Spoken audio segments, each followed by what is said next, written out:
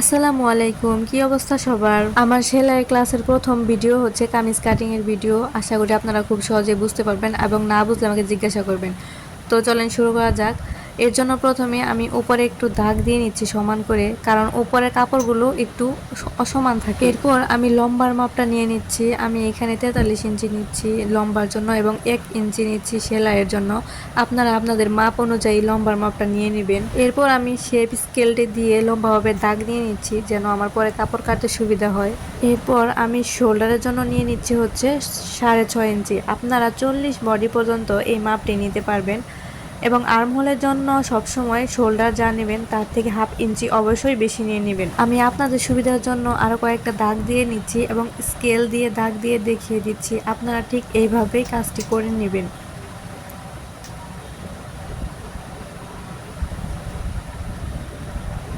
আচ্ছা, এই তো আমার দাগ দেওয়া শেষ। এরপর আমি বডির মাপ নিয়ে নিব। আপনার বডির মাপ যা হবে তার 4 ভাগের 1 ভাগ নেবেন। এইখানে আমি 9.5 থেকে 2 সুতা বেশি দাগ দিয়ে নিচ্ছি। এরপর সাইড ফরার জন্য নিয়ে নিচ্ছি হচ্ছে 12.5 ইঞ্চি আর হিপের জন্য নিয়ে নিব হচ্ছে 9.5 থেকে 2 সুতা বেশি। এরপর পেটের মাপ নেওয়ার জন্য আমি 15 ইঞ্চিতে একটা মার্ক করে নিব। তারপর হচ্ছে পেটের মাপ নিব হচ্ছে 9 ইঞ্চি। আপনারা আপনাদের বডি মেজারমেন্ট অনুযায়ী দাগ দিয়ে নেবেন। এই হলো হচ্ছে বডির মাপ নেওয়া। এরপর আর্ম হলে 1.5 ইঞ্চি পরিমাণ একটা মার্ক করে নেবেন এবং মার্ক অনুযায়ী রাউন্ড শেপ দিয়ে নেবেন। এখানে আমরা হাতা জয়েন করব। এরপর আমি বডির মাপটা শেপ কাট দিয়ে এভাবে মিলিয়ে নিব। আর আপনারা যদি হাত দিয়ে নর্মালি দাগ দিতে পারেন দিয়ে নেবেন, সমস্যা নেই। আমি আপনাদের সুবিধার জন্য এইভাবে দেখিয়ে দিলাম। জামার নিচে গোল শেপ করার জন্য শেপ কাট দিয়ে একটি দাগ দিয়ে নেবেন, এতে জামাটা দেখতে আপনার সুন্দর লাগবে। এরপর আমি শোল্ডারে এখানে হাফ ইঞ্চি পরিমাণ ডাউন করে দিব আর স্কেল দিয়ে দাগ দিয়ে মিলিয়ে নিব।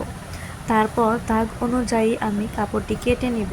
আপনারা এই নিয়মগুলো ফলো করে কাপড় কেটে নেবেন। আশা করি আপনারাও পারবেন। আর যদি কোনো সমস্যা হয় কমেন্ট করবেন, আমি সমস্যার সমাধান করে দেওয়ার চেষ্টা করব ইনশাআল্লাহ। আচ্ছা, জামা কাটা শেষ। এরপর আমরা কাটবো হচ্ছে জামার হাতা। জামাটা পুরোটা আপনাদেরকে দেখিয়ে দিই কেমন হয়েছে। এই দেখেন, আমার ক্যামেরার জন্য পুরো ভিডিও আসেনি আর কি। আচ্ছা, এখন আমরা জামার হাতাটা কেটে নিব। এর জন্য আমি প্রথমে আয়রন করে নিয়েছি, কারণ কাপড়টা একটু কুঁচকে গিয়েছিল। আপনারা আয়রন করে নেবেন, তাহলে কাপড় কাটতে সুবিধা হবে। এরপর আমি কাপড়টি সমানভাবে কাটার জন্য একটি দাগ দিয়ে নিচ্ছি, তারপর কেটে নিচ্ছি। কাপড়ের সাথে লেস দেওয়া ছিল, যার জন্য ডিজাইন করার জন্য আমি এক্সট্রা কাপড় নিয়ে নিয়েছি সাইড থেকে। তো এরপর আমি লম্বার মাপটি নিয়ে নিব। লম্বার মাপের আগে আমি সেলাইয়ের জন্য 1 ইঞ্চি পরিমাণ রেখে নিব, সেলাইয়ের সময় যেন এটা ভাঁজ করে দেওয়া যায়। তারপর লম্বা নিচ্ছি হচ্ছে 18 ইঞ্চি এবং 1 ইঞ্চি নিচ্ছি সেলাইয়ের জন্য। আপনারা এইভাবে হাতার মাপ নিয়ে নেবেন।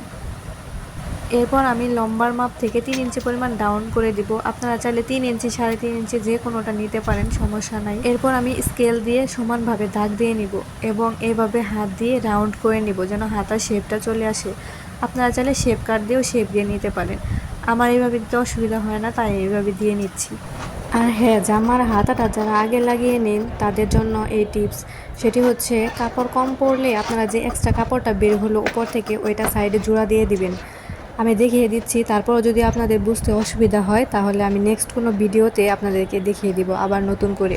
তো আমার হাতা কাটিং শেষ। একটা লেস দেওয়া আছে, সেটা সেলাইয়ের সময় অ্যাডজাস্ট করে দিব। এই ছিল কামিজ কাটিং এর ভিডিও। আপনারা ভিডিওটি দেখে খুব সহজে কামিজ কাটিং করে নিতে পারবেন। কামিজের নেক কাটিংটা ইনশাআল্লাহ নেক্সট ভিডিওতে দেখিয়ে দিব। আজকের ভিডিও এই পর্যন্তই। দেখা হবে নতুন কোনো ভিডিওতে। সেই পর্যন্ত আপনারা ভালো থাকবেন। ধন্যবাদ সবাইকে। টাটা, আল্লাহ হাফেজ।